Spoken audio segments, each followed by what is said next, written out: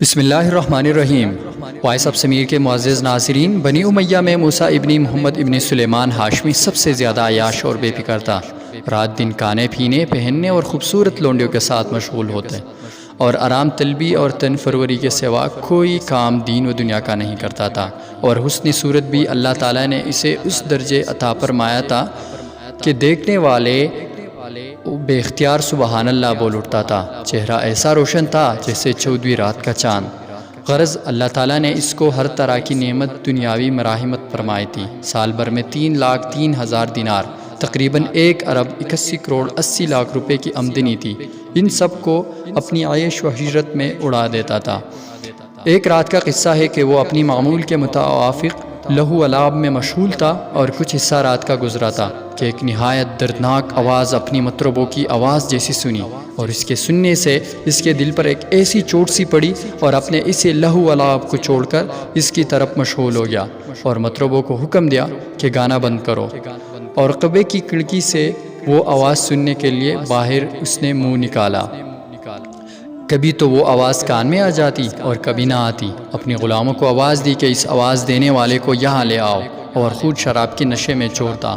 غلام اس کی تلاش کے لیے نکلے، رفتہ رفتہ اس تک پہنچے، دیکھا کہ ایک جوان ہے، نہایت لاغر ہے، اور اس کی گردن بالکل سوکھ گئی ہے اور رنگ زرد آلودہ اور لب خشک، پریشان حال بیٹا اور پیٹ دونوں ایک اور دو پٹی پرانی چادریں اڑے ہوئے ننگے پاؤں مسجد میں کڑا اپنی رب پاک پروردگار کے سامنے مناجات کر رہا ہے۔ انہوں نے اسے مسجد سے نکالا اور لے گئے، اور کچھ بات چیت اس سے نہ کی، اس لیے اسے لے جا کر سامنے کھڑا کر دیا۔ اس نے دیکھ کر پوچھا، یہ کون ہے؟ سب نے عرض کیا، حضور یہ وہی آواز والا ہے جس کی آواز آپ نے سنی۔ پوچھا، یہ کہاں تھا؟ تو لوگوں نے کہا کہ یہ مسجد میں کھڑا ہوا نماز میں قرآن پڑھتا تھا۔ اس سے پوچھا، تم کیا پڑھ رہے تھے؟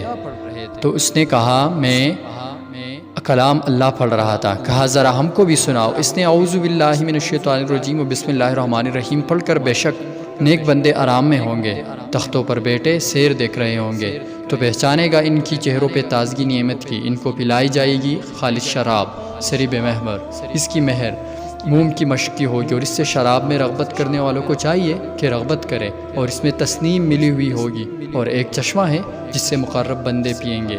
یہ آیات پڑھ کر اس سے کہا، ارے دھوکے میں پڑے ہوئے وہاں کی نعمتوں کا کیا بیان ہے؟ وہ کہا، اور تیرا یہ رقبہ اور مجلس کہاں؟ نسبت خاک رب عالم پاک، وہاں تخت ہے، ان پر بچونے اونچے اونچے ہوں گے، اور ان کے استبراق کے ہوں گے، اور سبز قالینوں اور قیمتی بچونے پر تکیے لگے ہوئے بیٹھے ہوں گے، اور وہاں 2 نہری بہتی ہے، اس میں ہر میوہ کی 2 قسم ہے، نہ وہاں کے میوے کبھی ختم ہوں گے، نہ اس سے کوئی جنتی کو روکنے والا ہوگا۔ بہشت بری کی پسندیدہ عیش میں ہوں گے، اور وہاں کوئی بیہودہ کلام نہ سنیں گے، اور نہ ان میں اونچے اونچے اور اب خورے رکھے ہوئے ہیں۔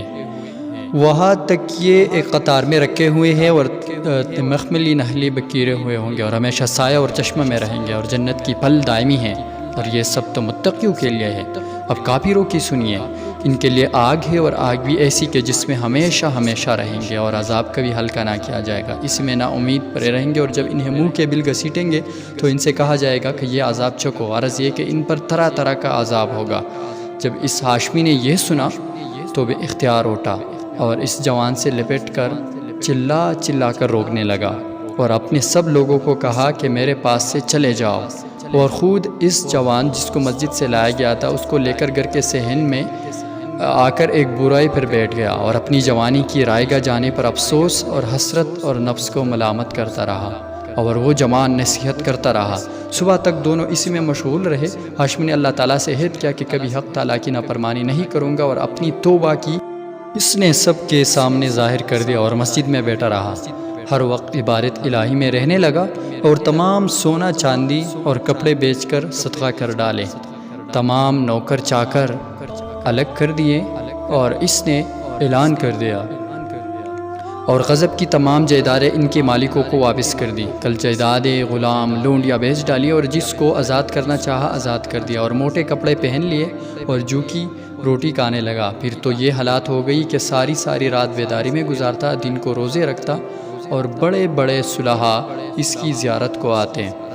اور اس سے کہتے بھائی ہم نفس کو اتنی سختی سے نہ رکھ، کچھ آرام بھی دے، اللہ تعالیٰ رحیم و کریم تھوڑے سے کام کی بھی قدردانی فرماتا ہے۔ وہ جواب دیتا بھائیو میں نے بڑے بڑے گناہ کیے، رات دن اللہ کی نافرمانی میں رہا، اور یہ کہہ کر خوب روتا۔